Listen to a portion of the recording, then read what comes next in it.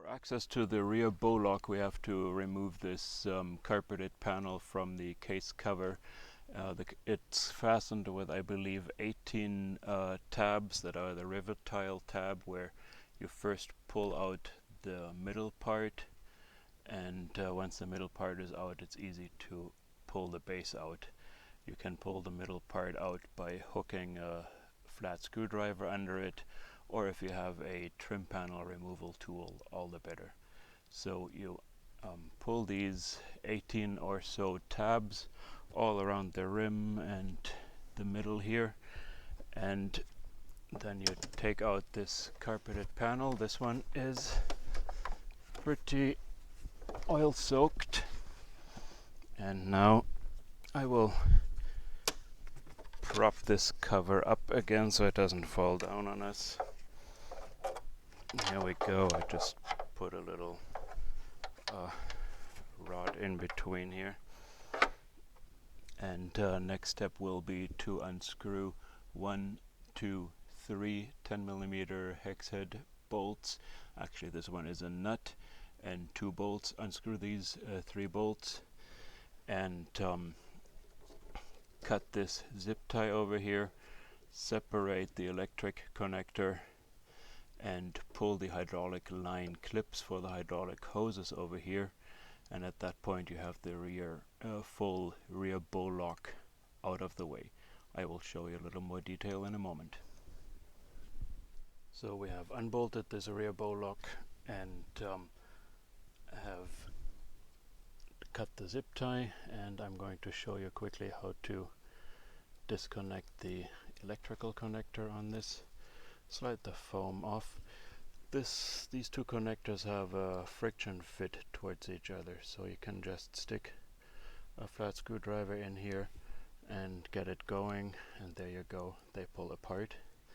And the hydraulic line clips are really easy to deal with.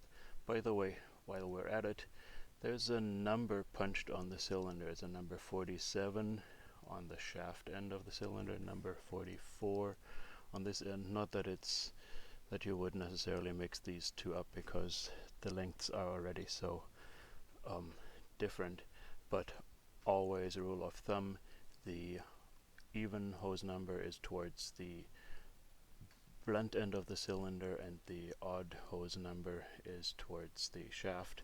And here's the hose number printed on the hose, number 47 and number 44. And by the way, these two hoses tend to be the earliest ones to fail on a CLK. They are routed around the hinge of this rear bow lock, and obviously they will they move as the case cover moves, and they can get pinched a little bit and tend to fail easiest right over here.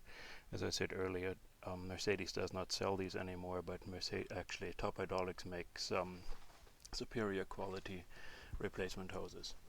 Back to removal of this lock. To slide the hydraulic line clips out, you can just put a small screwdriver in here, loosen them up, walk them out. Here's number 1, and again over here, loosen the clip, pull it out, pull out the hose.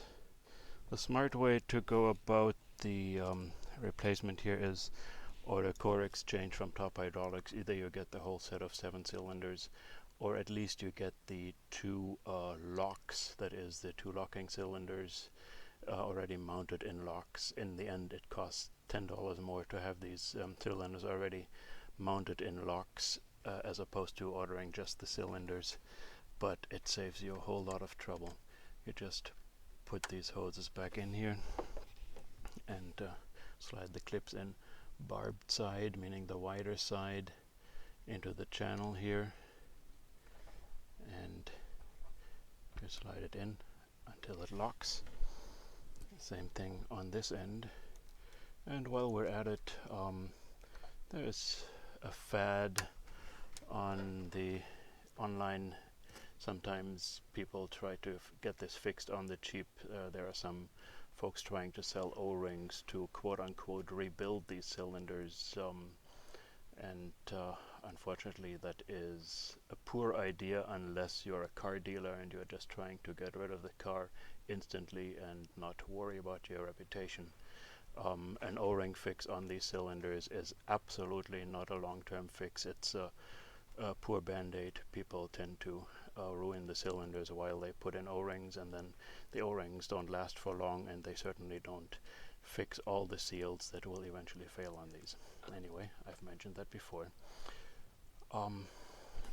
Let's slide these connectors back together and put the foam back on here. Next, we put zip tie the wiring harness back to the way it was before, and we rebolt it, and this cylinder and lock have been replaced. If you don't want to do the core exchange, you would rather send the cylinders to Top Hydraulics to be rebuilt first. The easier way, of course, is to take all the cylinders out and ship them to us. If you absolutely have to use this car because it's your daily driver and you don't want to do the core exchange, then you would have to take the cylinders out of the latches, put the latches back in, devise a way that the latches don't jam when you manually lock them, and then theoretically you can still drive the car with the top locked with these two latches in place.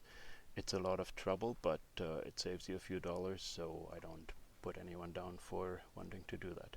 So to unscrew the cylinder from the latch, you would have to have a 4mm Allen wrench to take these two bolts out. Then you need a 7mm flat open-end wrench to go onto this flat spot on the shaft and unscrew it from the latch. It's on there pretty tight, so you need quite some torque. Worst case, if you cannot find a strong enough 7mm wrench, you could have some narrow vice grips that you put at the very end, at the very bottom here of the shaft to unscrew.